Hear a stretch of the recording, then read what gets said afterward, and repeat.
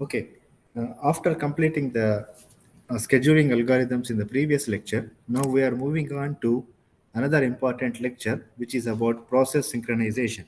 So, as I told you about the course in the beginning of the semester, that this course goes little bit like heavy in the middle. So now we are actually operating system scheduling or CPU scheduling we completed. Now actually we are here. The next lecture is bit about the deadlocks, and then lecture 6 and sorry lecture 7 and 8, somewhere here we are going to discuss about the memory management. So these are all we are going through now the peak of the lectures, which is bit of the heavy concepts.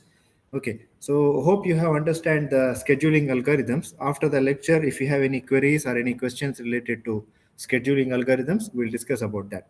Okay, so now let us get into process synchronization. Here, what do you mean by synchronization is when two or more process operating at the same time, especially on the shared data. So try to understand my concept. When two or more process are executing at the same time on shared data, different kind of situations may arise. Okay, so they are actually called as the synchronization problems. So what do you mean by synchronization? When are two or more than two things going at the same time, that we call it as synchronized. They are going at the same time. But here in the process synchronization, when two or more process runs on the shared data at the same time, different kind of things will happen. That is the problems of the synchronization, and what are the solutions for the synchronization we are going to understand in this lecture. So now let us get into that. So what is we are going to understand, the first point is called as a race condition. What it is I will explain. Then to solve the race condition problems, we understand about critical sections, and we have some hardware based synchronization solutions, and another solution is called as a semaphore. Also there is a solution called as a monitor. So the complete lecture is talking about the problems associated or related to synchronization. But first of all, we need to understand what is that problem which is connected to the race condition. Let's get into that. Okay, so process can execute concurrently. So this is to understand the background of the system. Process can run concurrently. What do we mean by concurrently? At the same time, two or more process can execute at the same time. So they may be interrupted at any time, particularly completing the execution. So they may run at the same time. Something can be completed or finished at any time. So concurrent access to shared data. Understand now. Concurrent access to shared data may result in data inconsistency. So what they are trying to say, if there is a data, no, I call it as a data. No, different process one, for example, and process two, they have access to data which is a shared data. Okay, now understand this point. Concurrent access to shared data may result in data inconsistency. What they are trying to say, this data, what we are talking about, is not consistent. What do you mean by consistent? It is not same, or there are some errors in the data. Why do we get that? Why it happens? We are going to understand now. Okay, so let me clear it. Why the data will be inconsistent, we are going to understand. Okay, so this condition, what is the condition? Concurrent access to shared data may result in the data inconsistency, and this condition is called as race condition. So you need to keep in mind what is race condition. What is race condition? The data is inconsistent. Why this happened? Because of concurrent access to shared data. What do we mean by this? We'll understand with the help of an example. Okay, so we need to have a data to be consistent. We don't want to have inconsistency, but we want to have data consistency. And how do we do that? We need a mechanism, we need a method, or we need an operation to ensure that the data should be in a consistent state by applying the orderly execution of cooperating process. What is cooperating process? I told you in lecture number 3, if you remember. Cooperating process is sharing the data. Now in this example, process 1, process 2 are cooperating process. because they are sharing the same amount of data. They are sharing the same amount of data. So that is why they are called as cooperating process. Now, what is our idea? We want to maintain the data consistent. But the first line says we have the data inconsistent. We need to understand why it happens and what is the solution for that. That is our lecture today. That's what we say, the background. So we understood the first point. What is race condition? The concurrent access to the shared data may result in data inconsistency. Now we will understand why it happened. So if you understand that, that is the condition is called as race condition. Let us check now. So this point is very important to know what is race condition, because we are going to see the solutions for the race condition. Now let's understand with the help of an example. Now there is one class, Java class. Okay, so this has got a memory variable and there is a method which is going to increment the data counter plus plus. So it will become, if it is 0, it will become 1. If it is 1, it will become 2. Okay, so assume that there is assume an object of a sequence class is concurrently accessed by two threads, thread 1 and thread 2. So suppose here this is our class and we have created one object ABC is of class sequence. Okay, now we created an object in another class, and this is the object for the method. This is an object for the class sequence. Now what they are telling, in this object there are two threads, thread 1, thread 2. We remember lecture number 3, we talk about threads. One process can have multiple threads, thread 1, thread 2, thread 3. Why do we have threads? If you remember lecture number 3, thread 2, with the help of threads, we can share the data also. We can share the data. Now, thread 1 and thread 2 sharing one object, that is ABC. The object is the object is for the class sequence. Now, what is in the sequence? We have a memory variable counter, and this counter is getting incremented plus plus. Okay, now assume an object of a sequence class is concurrently accessed by two threads, that is thread 1 and thread 2, and they call get increment method each one time. So here we have a method get increment. So now thread 1 is telling ABC that get increment. I will put it clearly. Okay, so thread 1 is calling ABC dot get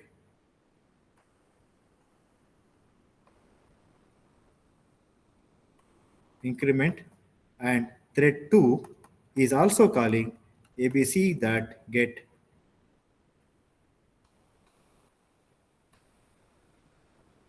increment. Okay, now if they are working one after the other, what is the value of the counter now? Tell me. What is the value of the counter now? If you look at the class sequence, what is the value of the counter in the beginning? 1. No, look at the 0. Look at the code. Here we say counter is equal to 0. So I just put counter is equal to 0. Now thread 1 is making use of this method get increment. When it goes to get increment here, the counter should become plus plus, which means counter is equal to 0 plus plus, that is going to be counter is equal to 1. Counter should become 1. That is our idea. Now if you look at thread 2, if it is calling again the same method abc.get increment, already the counter has become 1 because of thread 1. It should become, because again it is calling the same method, it will make counter plus plus, which means counter is 1, 1 plus plus, it is going to be 2. Counter is equal to 2. Is that clear, students, up to this point? No, mister, can you repeat? Yeah. see, we have this class which has got one memory variable and one method which will make this memory variable plus plus. And by using this class, we have created one object. That object is ABC. Okay, so this object ABC can be used by threads, thread 1, thread 2, thread 3, thread 4, because in the process can have multiple threads. Thread 1 can also use the object, thread 2 can also use the object. Now this object is shared between both of them. And in this object, which is belong to this class, sequence class, we can use getIncrement method with the help of the object. Okay, so based upon this, if thread 1 is calling this method abc.getIncrement, it will go to this class and it will see what is the value of the counter. And because we are using getIncrement method, the counter was 0. Because of plus plus, with the help of this method, because of the plus plus, counter will become 1. Is it clear up to this?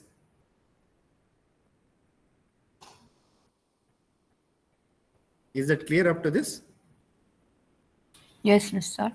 Okay, now we have thread 2. What thread 2 is doing? The same operation, abc.getIncrement. So it will come to the same class and now it is going to make the counter plus plus. So earlier the counter was 0. Thread 1 make the counter as 1. When thread 2 call, it will check what is the counter value. The counter value is 1.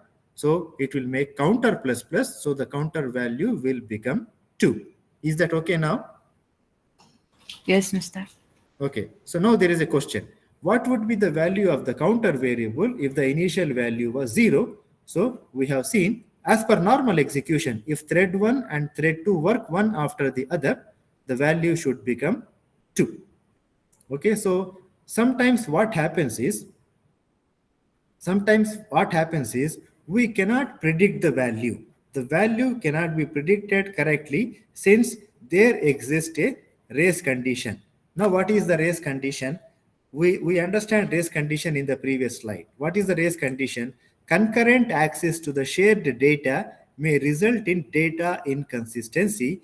This condition is called as a race condition. Now we need to understand why do the race condition will happen.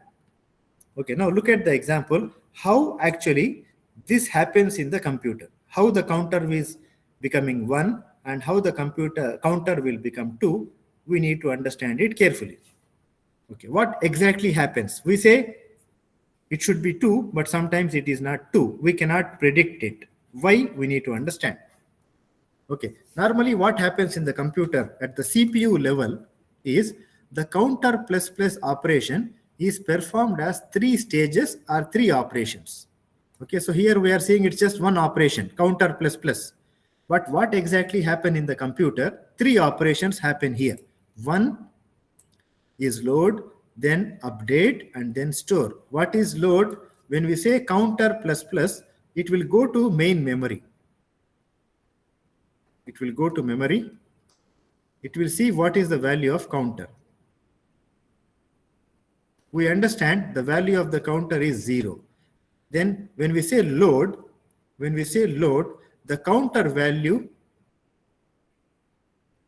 load the counter value to the register from the main memory. Now what's happening here?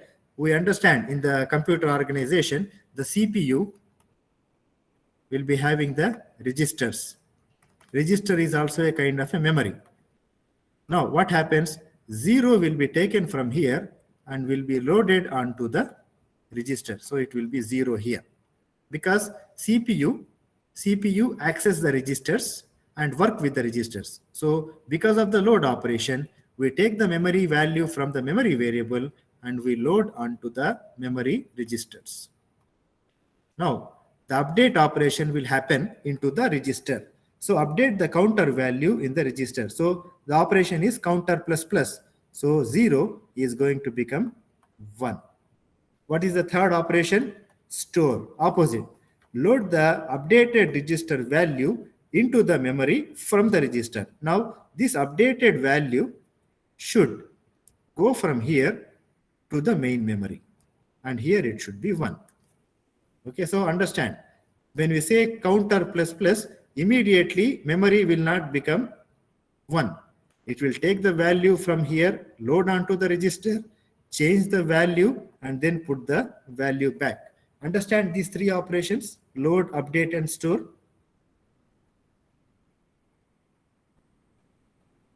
Yes. Okay, now imagine that if the counter memory variable is accessed by more than one thread, like we have seen in the example in the previous slide. Okay, if the counter variable is accessed by more than one thread concurrently, this is important. Why concurrently? If it is one after the other, no problem. Like I explained to you here, thread 1 is using the counter first, it will become 1. Then thread 2 is using the counter, then it will become 2. That is fine, no problem. But thread 1 and thread 2 working at the same time. Now, can we predict the value of counter? It is not easy. It is not easy. What will be the value of the counter? It is not easy. This is actually the race condition. We cannot predict the value of the counter if both of the threads are using concurrently. Okay, so if the counter value, sorry, if the counter variable is accessed by more than one thread concurrently, and if these three operations were not atomic, then the race condition will occur. What is atomic? Atomic means the operation will the operation should finish completely. We cannot stop in the middle. That is atomic. Atomic means what? If it start, it will complete. That is atomic. If they are not atomic, then there would be race condition. Now we can see these three operations should happen at one time. If it is not, there will be some problem. What is the problem? We need to understand. Why the race condition will occur? We need to understand now. First, now in this slide, I want you to understand these three operations. Okay, so when we say counter plus plus, it is not one operation. At the CPU level, it happens with the help of three operations. One, bring the data from the memory to the register, change the value inside the register, and then put the data back to the memory variable. So three operations: load, update, and store. And if the memory variable is used by more than one thread concurrently, some race condition will occur. What is that race condition? We will see now. Okay, now let's check. Thread 1, thread 2. Okay, so how to identify the race condition now? Assume that the counter value is 0 initially, like we have seen previously, the counter value is 0. Now thread 1 is working, thread 2 is not working. Okay, so what happens? Register is equal to 0. Because why register 0? Counter variable is 0. So it will go to the memory variable. Now before doing this, what will happen? Now this is actually load operation. It will go to memory variable counter.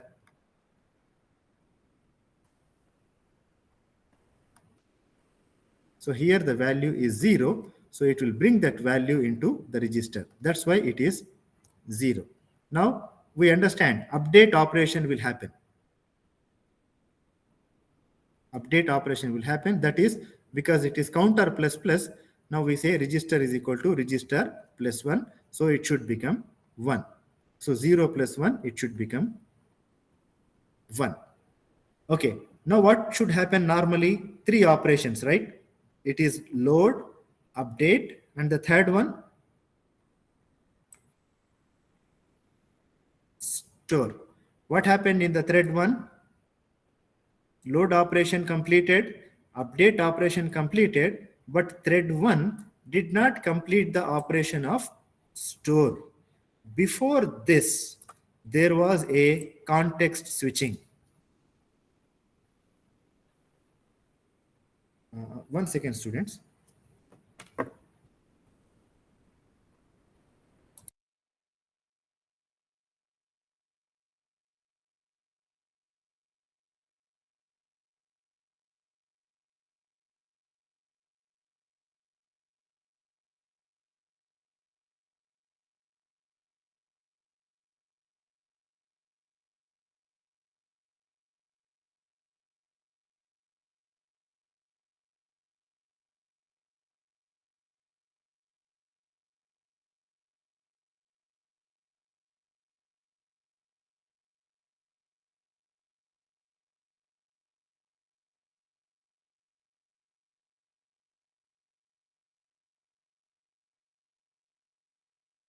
Okay, sorry for that.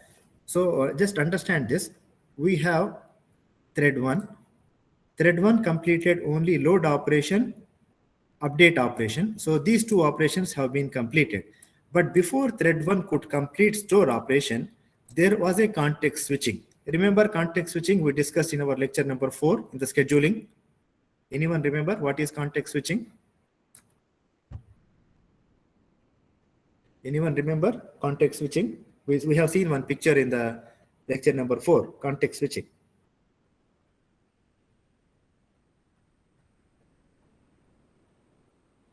You can get a clue from this switching.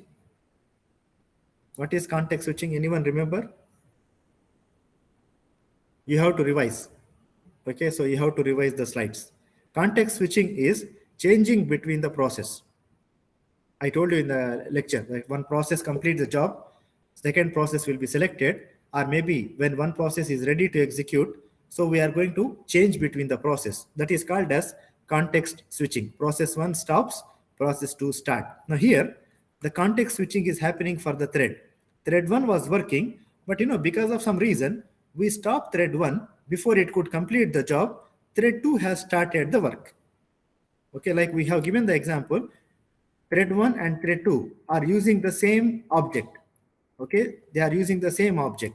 Before thread 1 could complete the job, thread 2 has started because of the context switching. Why? We don't know, because the user might have changed the process. So thread 1 was working, load operation completed, update operation completed, but store operation did not complete.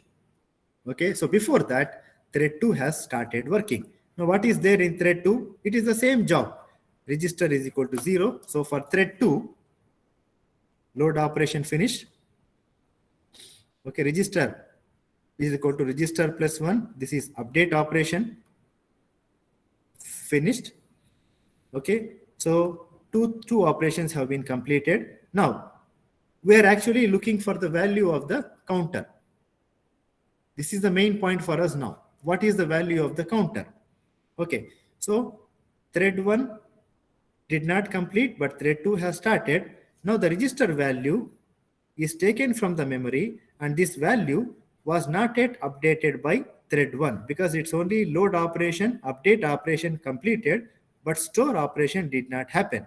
That's why when we say load operation, what it has to do, it has to go to the memory, like I told you before, it has to go to the memory, find out what is the value and store the value in the register. If thread 1 has completed the job, what will be the value in the memory for the counter? Tell me. If thread 1 has completed the job, what would be the value in the memory for counter? 1. 1. But it is not 1 now because thread 1 did not complete the job. So here it is 0. Still it is 0 because update has happened only in the register. Store did not happen. That's why still the value in the memory is 0. That's why here in the register it is going to be 0. 0 plus 1, it is going to be 1. So what is the value of the counter? 1. And for thread 2, what is the value of the counter? It is also 1. But what is the value we are actually expecting? 2. Do you understand the problem now? Do you understand the problem? If thread 1 and thread 2 are working one after the other, we should actually get the value of 2. But now what is the output we are getting here? 1. 1. So this is actually race condition. This is actually a race condition. Why it is race condition? Because now the data in the counter is inconsistent. The data in the counter is inconsistent. Actually, we need to have the data which is consistent. That should be actually 2. Why this happened?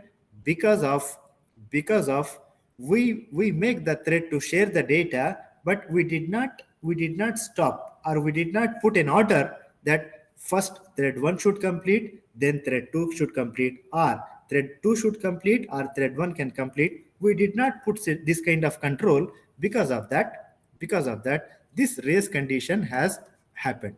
That is the problem to discuss for today. This is actually race condition. Okay, so what we need to identify now, we don't want these kind of things to happen. We don't want these kind of things to happen. What we don't want to happen? We don't want the race condition to happen. Why? Because the data is now inconsistent. The counter value should be 2, but the counter value is 1, because after this operation, thread 2 has completed read, thread 2 has completed load, thread 2 has completed update, thread 2 also might have completed store. Because of that, counter became 1, counter became 1. We don't want this operation to be like this. So what we want, to prevent the race condition, we must guarantee that certain section of the cooperating programs should not be interleaved. What do we mean by this? Is when thread 1 is working, okay, it should complete in full.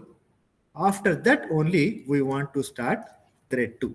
That is what they mean by this cooperating process are not interleaved. What do we mean by not interleaved? They cannot be stopped and started, or maybe in the middle we don't want to do something else. That is called as interleaved. When you look at the meaning in Arabic or any other language, you will not understand this. You should understand the concept. I will read it again. To prevent race condition, we must guarantee that certain sections of the cooperating programs are not interleaved. What do you mean by interleaved? They should not be allowed to stop or to execute again. Okay. Now, we have identified that the important part in this program is incrementing of this memory variable. When the incrementing is happening, okay, now I will highlight this. When the increment is happening, we don't want to switch between threads or process. So we don't want this to happen. Understand that line.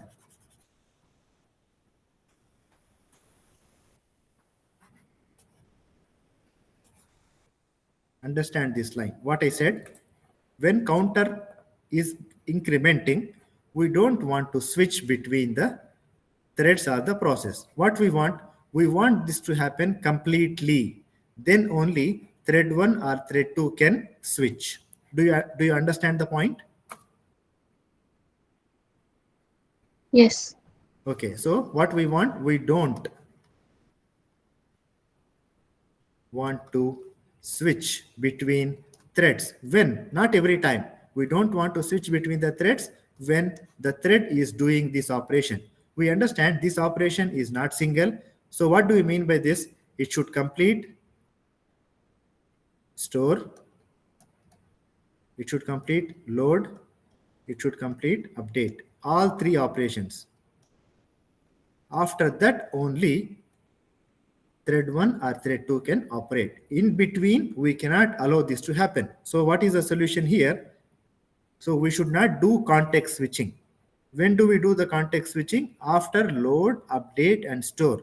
All three operations have been completed, then only we can do context switching. So that's what is the solution. So what we want, to prevent race condition, we must guarantee that certain sections of the cooperating process are not interleaved. So that section in our program, the section is counter plus plus. This is a special section. Certain section. This is a special section. No, this special protected sections are called as critical section. Now in the program, this is critical section. You know the meaning of critical. Critical means important or serious or dangerous. Take any meaning. What we need to understand, this section of the program is very critical or very important. Now what we want is these special sections, we need to protect them. These special protected sections are termed as critical section. Now what we need to do is, I will tell you generally. Okay, I will tell you generally. Suppose thread 1 is working on counter plus plus, what thread should to do? Tell me the answer. When thread 1 is doing counter plus plus, what thread should do, thread 2 should do? Waiting for thread 1. Okay, it should wait for thread 1 to complete the operation. When thread 2 is doing the counter plus plus, then in the opposite way, thread 1 should wait. Now, if you already gave me the answer. The answer is called as mutual exclusion. What is mutual exclusion? Only one process should execute critical section. So which means we cannot allow thread 1 and thread 2 to operate at the same time. It's only going to be one after the other or one by one. So what is the solution to the critical section problem? Let us see the first one. We have three solutions: mutual exclusion, bounded waiting, and progress. First, let us understand the first one. What is mutual exclusion? Only one process can be executing its critical section at a time. We cannot allow two processes to do at the same time, only one after the other. So what we do? We have the entry section, which means this is a program. Let's take that this is a Java program. And here we have the counter plus plus. Now this counter plus plus is actually the critical section. Understand that. So we have the beginning of the program, we have the end of the program, in the middle we have the critical section. So what we want, in the critical section, only one process can be executing its critical section one at a time. But we need to identify that. If I take you back to the Java program, so now I call this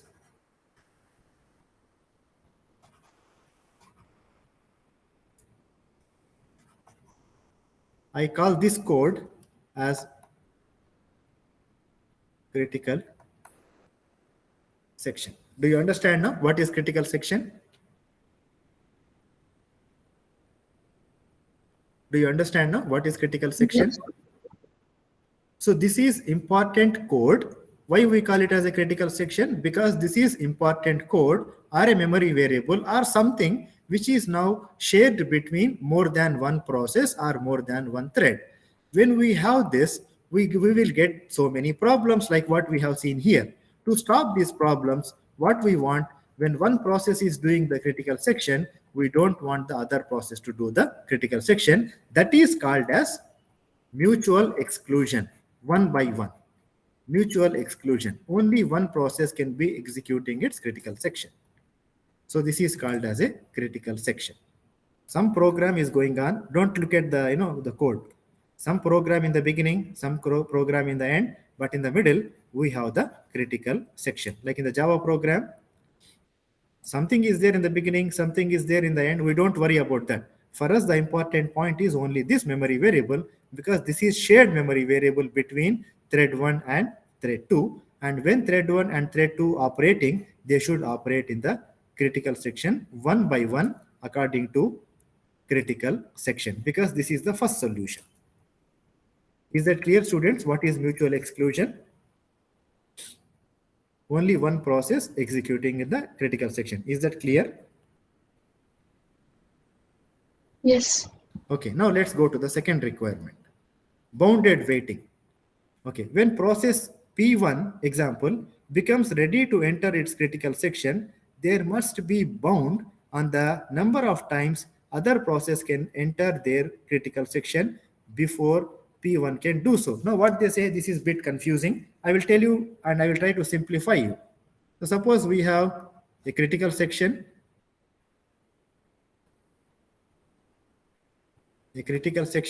Now P1 want to enter into critical section, but already P2 is doing critical section. How long P1 should wait? Do we have to wait? Because we understand it's only one by one. It's only one by one. And imagine the critical section only now is done by P2. What about P1? How long it should wait? Indefinitely? Or do we need to fix some time? What do you think? Do we need to make the P1 to wait indefinitely, or do we have to put some time limit for process 2? Put time limit. So we have to put a time limit. For example, P2 now is into the critical section and P1 is keep on waiting, not getting chance to go into the critical section because already P1 is doing the critical section because of mutual exclusion. So we cannot leave it like that for indefinite. We need to put a time limit. That time limit is called as a bounded waiting. No, understand that. Bounded waiting. So when process P1 becomes ready to enter its critical section, there must be a bound on the number of times other process can enter their critical section before P1 can do so. So other process, it can be P2 or P3 or P4, how many times they can enter into the critical section, we need to put a limit. So it is called as a bounded waiting. So P1 will be waiting for that time. After that, we cannot stop P1 to go. We say, okay, you stop because already now my time, I will go into the critical section. So this putting a limit onto the time is called as a bounded waiting. Now requirement number 3. Okay, so if process wants to enter its critical section, then no process executing its remainder section should be allowed to stop it. Okay, so now what is the example here? We have normal section,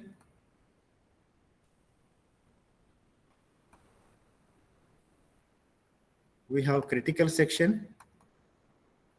Again, suppose we have a normal section in the program. Now this is the critical section.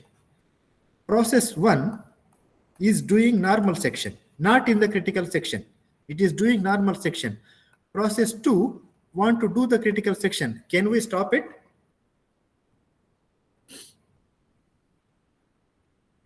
Can we stop it now? Process 2 to enter into the critical section?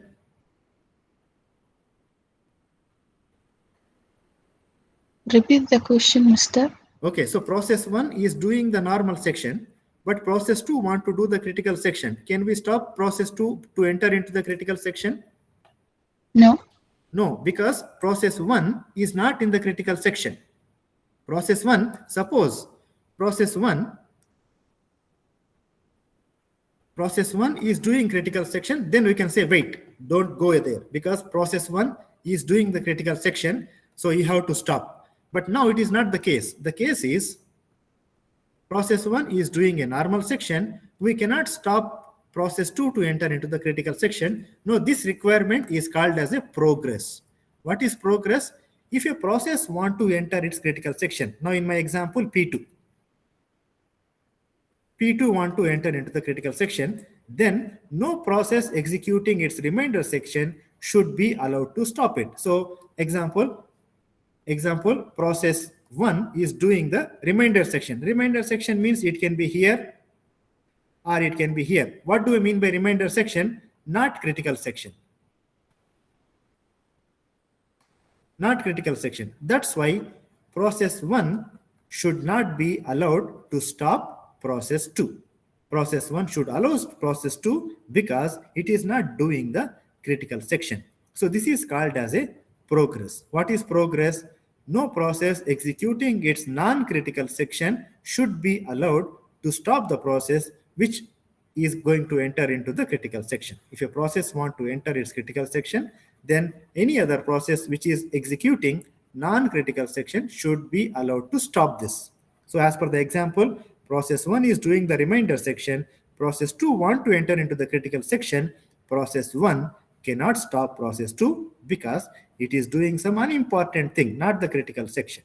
Okay, so why? Because the decision about whether it can enter its critical section can't be postponed indefinitely. We cannot stop process 1 for long time. Again, we cannot stop process 1 for long time. That's why we said, okay, you go to the critical section. After some time, I will enter into the critical section. So this is the main thing is we understand in the beginning of the lecture that there is a race condition. There is a race condition. Why race condition is happening? Because of shared memory. Because of shared memory, the race condition is happening between the process. To prevent the race condition, what we did, we identify the critical section. The critical section in the code. What is critical section? This is the important code which is operating on the shared memory. Once we identify critical section, we put 3 requirements for the shared memory. What is the first requirement? Mutual exclusion. Only one by one process can enter into the critical section. That is requirement number 1. Requirement number 2, we need to put the bound on how many times the process can enter into the critical section before P1 can do that. So that is the bounded waiting which we have discussed here. The third one is called as a progress. What is a progress? When one process is doing a normal section, it cannot stop another process from entering into the critical section because the process has to do the critical section and it cannot keep on waiting to enter into the critical section. So these are the 3 requirements of the critical section. So what are the 3 requirements? Mutual exclusion, bounded waiting, and progress. Before that, we understand what is the critical section. Why critical section happens? Because of the race condition, the critical section happens. We understand the example. Okay, now there are some solutions programmatically. How do we stop this? You should understand, teacher, we understand the problem. How can we implement in the programming? You should ask me the solution now. I told you the theory solution. This is how we can stop it, by identifying the critical section. But programmatically, what is the solution? Okay, now solution from Java. So what we have a solution from Java is preventing the race condition in this class using a synchronized keyword. Understand this. Synchronized keyword. Look at the code previously. Here we don't have synchronized keyword. We don't have synchronized keyword. If you look at the solution there, we have synchronized keyword. What is this synchronized keyword? The synchronized keyword is like a lock. It is like a lock. When, when thread 1 activate this method, when thread 1 activate this method get increment, this particular whole method is now locked by thread 1. If thread 2 want to use this method, it cannot do it. Like imagine I am now in a classroom. I am taking a class in the classroom and now I lock it because I own the class. This is given to me. Another teacher want to enter in this class. It is not allowed because I already lock it. In the same way, what we want actually, when thread 1, we have seen the problem. If thread 1 and thread 2 can work at the same time, there will be problem in the counter memory variable. We have seen the problem in the previous slides. What we want, counter is now our critical section. How do we stop the thread 1 and thread 2 to fight for the critical section? We use a keyword called synchronized in Java. When we use the word synchronized in Java, it is like a lock on that particular object. Okay, now let's read about this. Every object in Java is associated with a lock.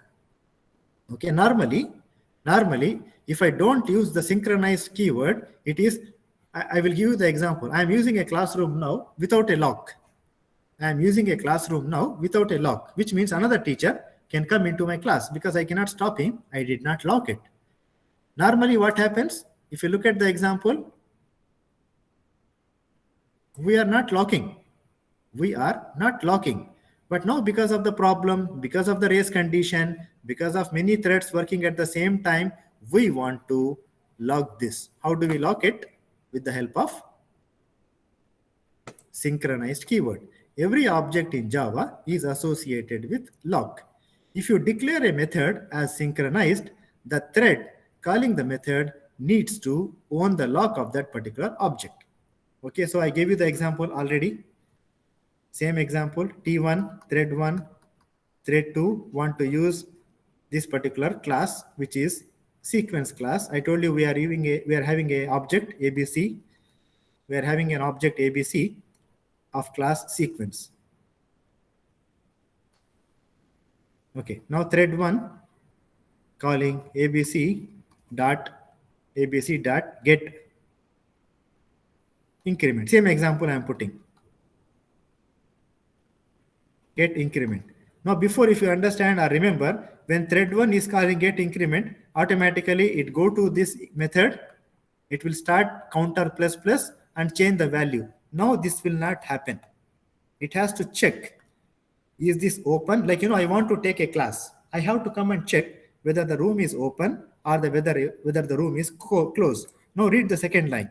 If you declare a method as synchronized, a thread calling the method needs to own the lock of the object. Now this thread 1 is calling get increment, this method. If it is not having synchronized, it will enter into the method and it will start changing the value of the memory variable. But because it is having synchronized, it will check for the lock. Like, it is checking whether the room is open or closed, because it has to find whether the key is open or closed. If the thread calls a synchronized method and the lock for that object is unowned, it becomes the owner and can enter the method. Now what is the point they are telling? Thread 1 is using this method. It will check whether this particular thing is open or closed. If it is open, now who is the owner for this method now? Who is the owner for this object now? Object ABC. Thread 1 is going to be the owner. Students, are you clear up to this point? Yes. Okay, so what is the point now? I will just put in a picture. Okay, so we have thread 1 and thread 2. Both of them are using abc.get increment.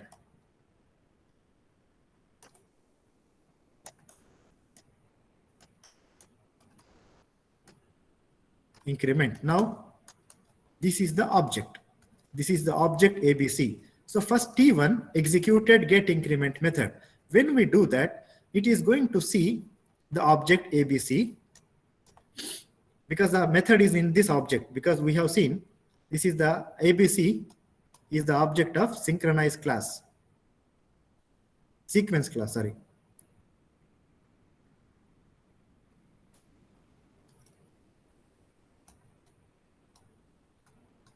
This is the object of the sequence class.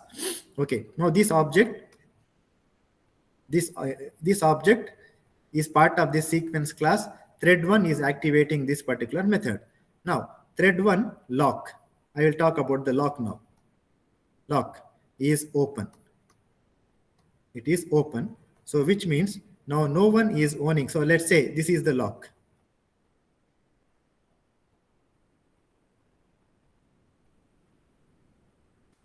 This is the lock and this is open. So when thread 1 call abc.get increment, it will come directly and check whether the lock is open or the lock is closed. Now if you look at this, this is open. No one is owning the lock. It is empty. It is empty. No one is owning the lock. So what happens here is T1 becomes the owner of that lock. Is that clear up to this, students? Yes. Okay, now T2. T2 want to take the lock. Now is the lock available now? Is the lock available? Is it open or is it closed now? If you look at the picture, it is closed. It is closed by T1 because T1 is working in the object. T1 has closed. Like, I told you, teacher 1 closed the door. Now teacher 2 want to take the class, but teacher 1 is already inside the class. Now what happens here is there will be a wait set. What is wait set? The threads which want to take the lock, they should wait in the queue.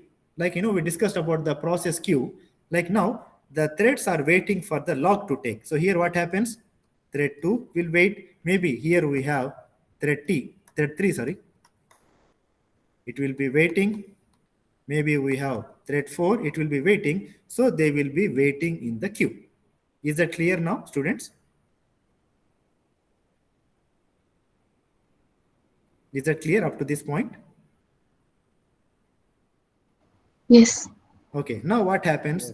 Thread 1 has completed the job. Now the lock is open. Now the lock is open.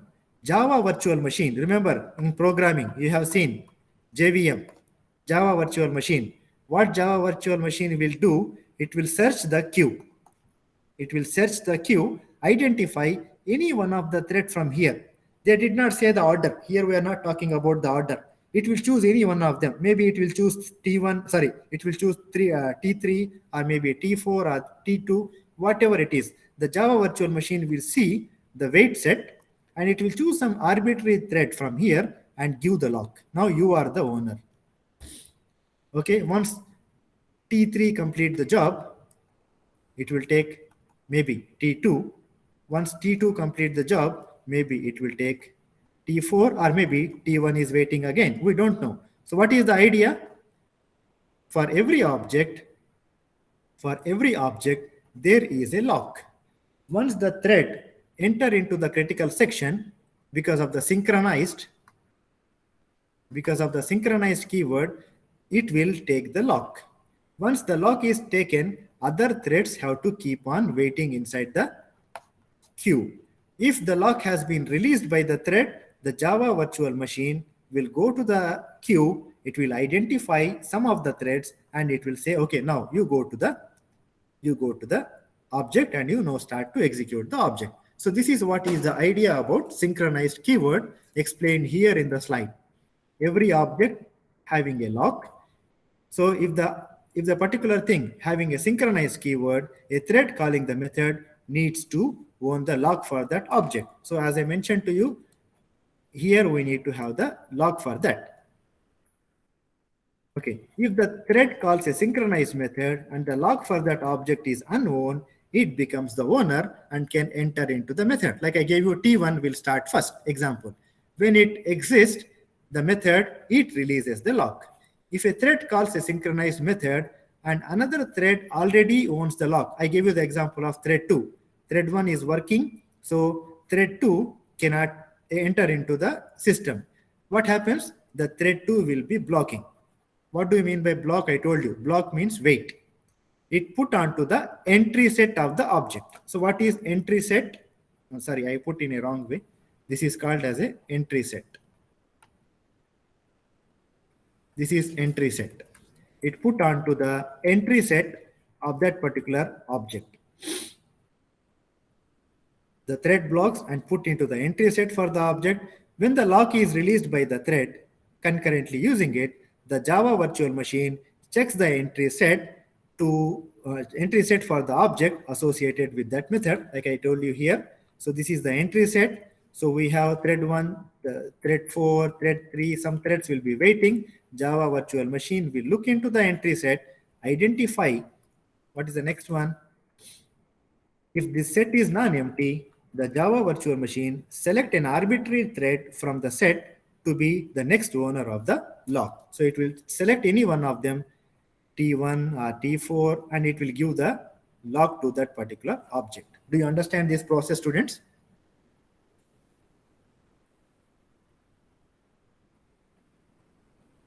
Is it clear? Yes, Mr. So you can see all these things are happening just because of one small change in the program, that is synchronized keyword. So what is synchronized keyword?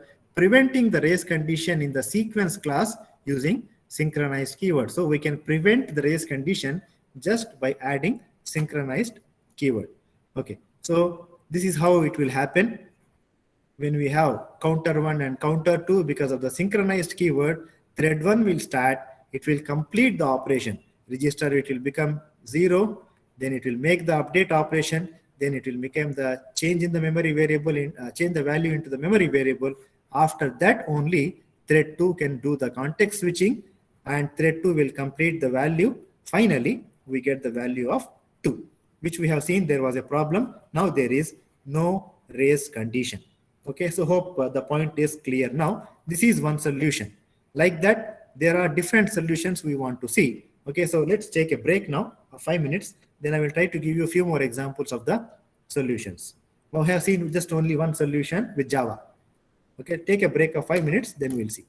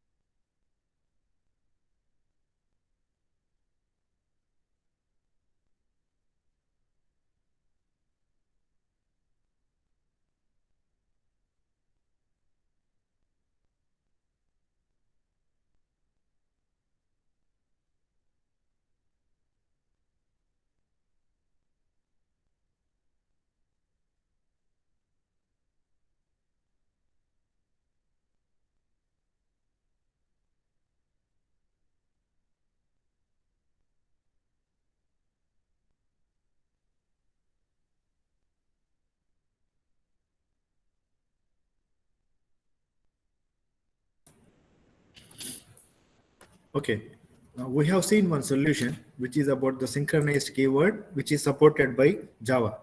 Now we are going to understand there is one more solution called monitor. It is used in the programming languages like any high level programming language like C, C++ kind of languages. In Java, we don't have monitor. How to support Java monitor is with the help of synchronized keyword. Okay, so that is what is the support from Java for the synchronization. So what is a monitor here is it's a high level language construct to make synchronization easy for the programmer. It's like a data type, abstract data type, and the data is encapsulated. We know encapsulation, right? So we close the data. Data is private, but the methods are public, which will be operating onto the data. Some kind of a solution. What you need to keep in mind, some kind of a solution in the programming languages help us to do the synchronization.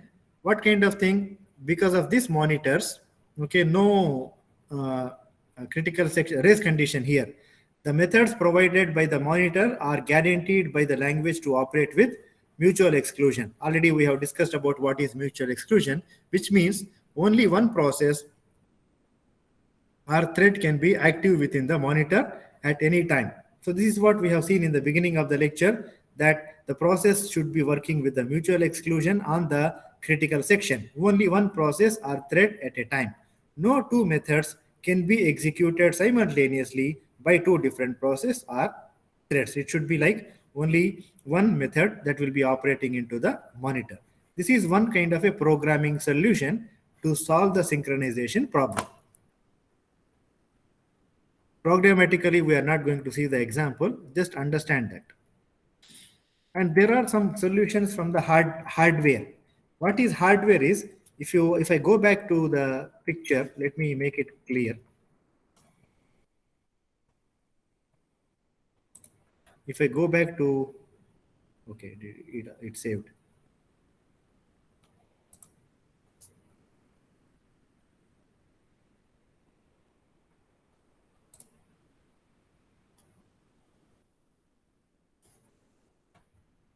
If you go back to this example here, I explained you the thread 1 and thread 2 was working, and we have a context switching, and because of that we got this problem. Okay, the race condition is the problem.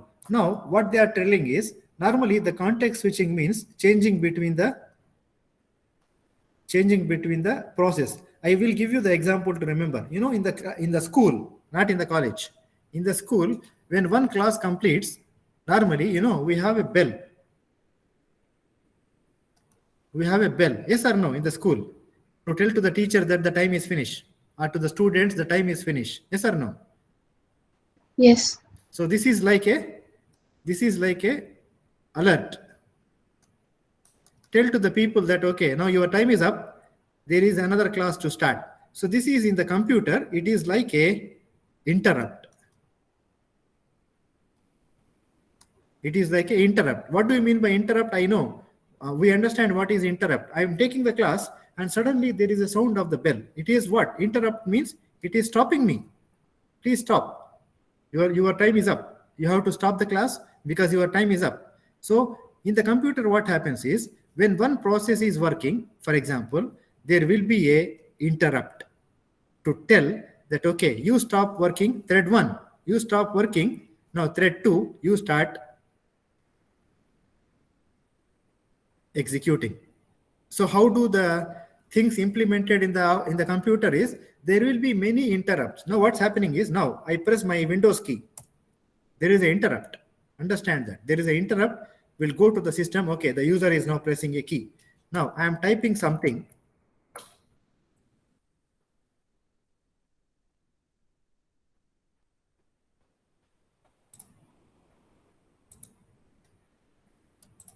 I am typing something. Now this is an interrupt from the keyboard. It will tell to the CPU that the user is typing something. So what they are telling is, why I came to this particular point is, normally when we implement the context switching or anything, that is with the help of interrupts. And what is the solution they are telling is, now you want to run thread 1 and thread 2 one after the other. What they are telling is, you disable the interrupts. You disable the interrupts. When we disable the interrupts, what happens? Process 1 is working, no interrupt can be happening. After you complete process 1, then only process 2 can work, then only we can enable the interrupt. Now, this solution is actually from the hardware, not from the software. We have seen the synchronized keyword and monitor is a software solution. Now they are giving a hardware synchronization solution. What is that? When the process is entering into the critical section, what they are telling? Disable the interrupt. Now I hope you understand what do you mean by interrupt. Okay, when the process want to do the context switching or anything happens inside the computer, that is actually with the help of interrupts. I want to tell you interrupts of two types.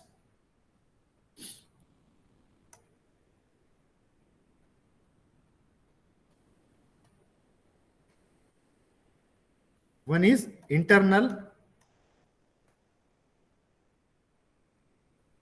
Let me put it fully.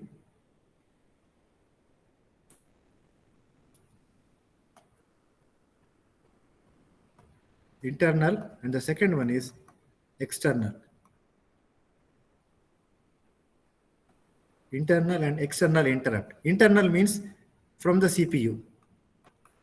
External means from the input or output devices. So there will be interrupts. For example, my mobile phone rings or I get a message. That is an internal interrupt.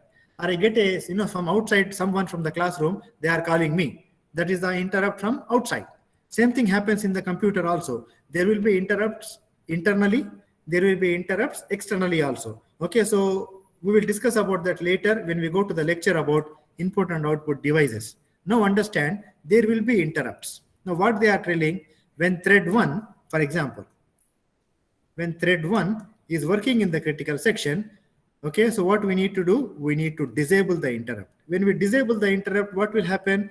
Thread 2 cannot enter into the section, enter into the system or start the execution because it cannot give a interrupt to the CPU. I want to enter into the system because no interrupt now. Everything is now disabled. Is that clear, students? Is that clear, students? Yes. Okay, so when the process want to enter into the critical section, it has to first disable the interrupt, then complete the job. After that, it has to enable the interrupt. This is what is called as a hardware-based solution.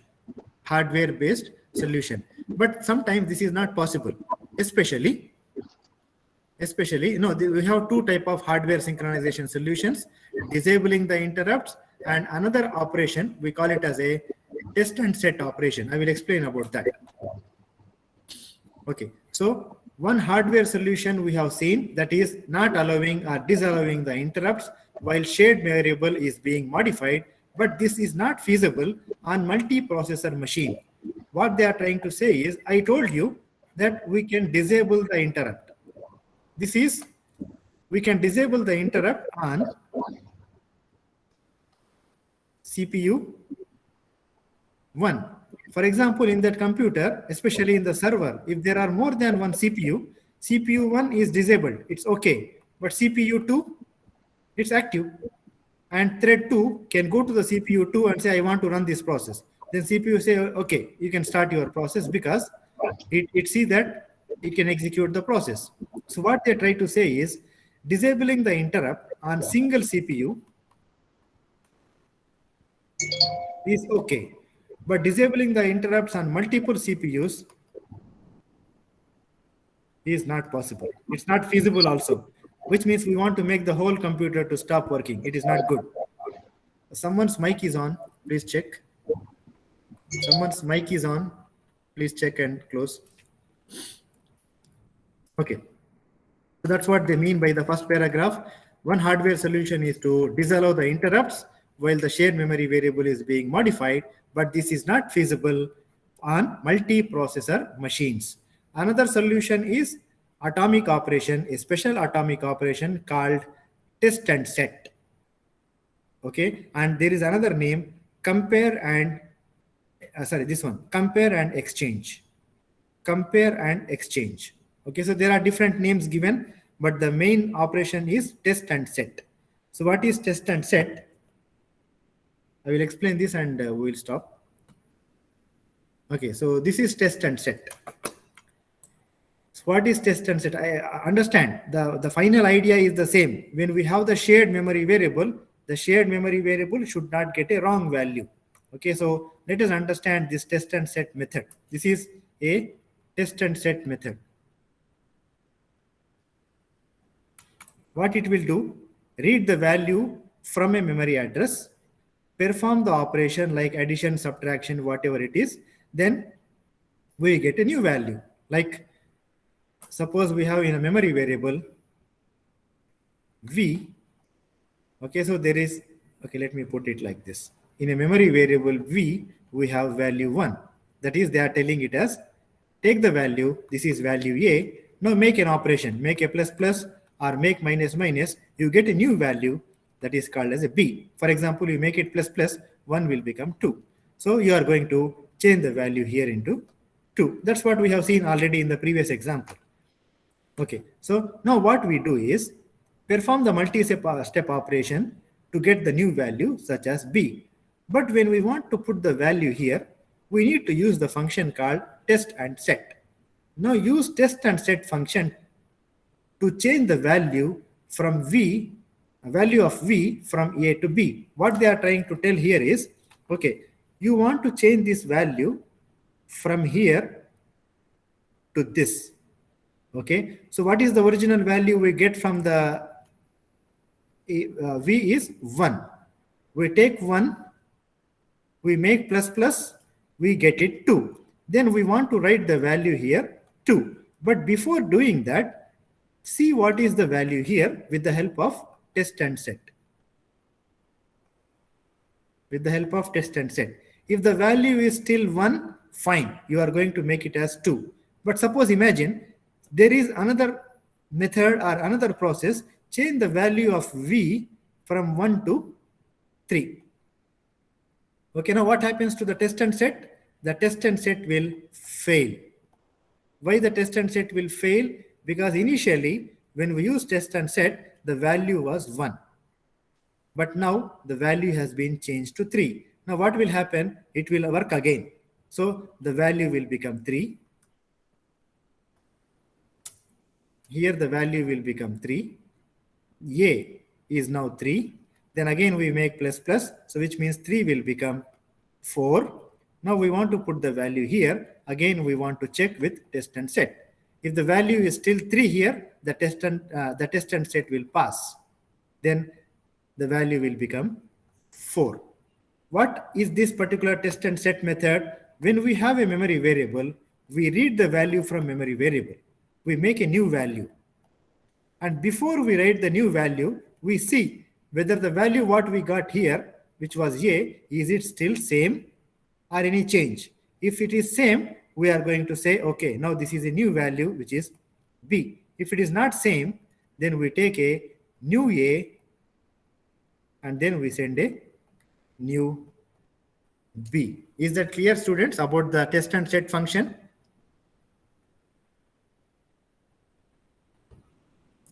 Is that clear? Yes. Test and set function. Now, how is the algorithm? Read the value a from v. Okay, so I told you already, this is v. Read the value, whatever is available here, into the memory variable a. Read the value a from v. Do some operation like increment, decrement, calculation, something. Now we get a new value that is b. Okay, now we get a new value that is b. If v has value a, the test and set is going to be the new value. Put value b in the memory variable v. That is fine. Otherwise, it is going to repeat again and again until the test and set function is going to pass. So same thing is explained here with the help of an example. We have thread 1 and thread 2. Both of them are doing the same operation, which is increment and increment. Okay, now let's take an example. There are two threads, thread 1 and thread 2. Suppose thread 1 starts first, read the value 0. Here it is 0. Thread 1 starts first, read the value 0 at V, and on goes to do the increment operation, because plus plus, we understand it is increment, that is plus plus. So normally what happened now? 0 became plus 1, that is going to be 1. So in the meantime, test 2 actually increment the value of V from 0 to 1. So in the middle time, when it was reading the value and doing something, the value is not 0 here. The value has become 1. Okay, so after this, in meantime, T2, that is thread 2, actually increments the value of V from 0 to 1. It became 1.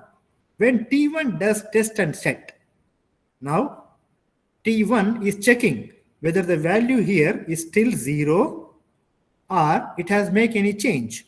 If when T1 does test and set, it finds the value at V has changed from 0 to 1. So it became now 1, it is not 0. So it retries the operation with the latest value. Then what it will do? Again, T1 starts with value 1. It will make plus 1. Now the value is going to be 2. Then it will try to put the value here. But before that, it will check the test and set. If the test and set pass, the value will be changed. If the test and set fail, it will try with the new value. So what is happening here? With the help of this solution, we are making sure the value is going to be always consistent. So we understand now many solutions. 1, we have seen about synchronized keyword in Java.